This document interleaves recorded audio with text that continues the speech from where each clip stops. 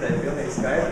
Mēs gribam skatu, bet pat tās līgu laukumā, kur pa dienu spēlē divām mūziku, un pa nakti DJs vēl nevajag prom no dzēsim, bet mēs bijām.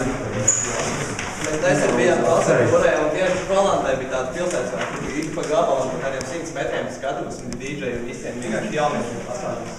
Nevajag visu tur vērst, ko ne vidas laikiem un tā, visu vajag tieši. Nu tādu domu. Protams, vajag vērst vidslaikiem, lai visu laiku noteikti pie pils un tajā vietās, kur ciet. Bet, kā jau teica, jauniešus arī vajag iesaistīt, un viņus pilnīgi nevajag vest meža malā kaut kur pie linijām. Bet vajag pat tās centrāla liela laukums, ka gan nos no centra ir gan pieaugušiem cilvēkiem, bet man arī uzzīmēts, ir pieaugušs cilvēks, kurš arī palicis smaidīgs un priecīgs. Viņš ir par to, ka viņam nemēsās tie jaunieši apkārt, ka viņi visi ir liela laukumā un balējās. Un to, ka tas liela laukums atzīmē šīs trūklas, kur nedarbojās.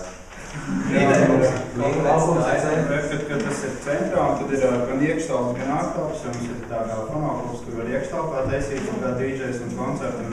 Ārā varētu uztaisīt mazu skatu un tādu mini festivālu visu dienas garumā ar DJiem un visādām jauniešu aktivitātēm un tādā veidā visu tos jauniešu kaut kādas aktivitātes koncentrēt tajā vienā vietā, lai tas viss tā vienkopus arī būtu. Turklāt tā kā mums ir gan klubs, gan arī būs ārā tā skatu, tad respektīvs nozīmē divas skatuves paralēlas, nozīmē to, ka arī varbūt paralēli gan akustiskā, gan elektroniskā mūzika visādi, lai atcert maksimāli daudz tāda gāmas un maksimāli daudz tā jaunieši tur vēlētos divreiz vairāk prieka.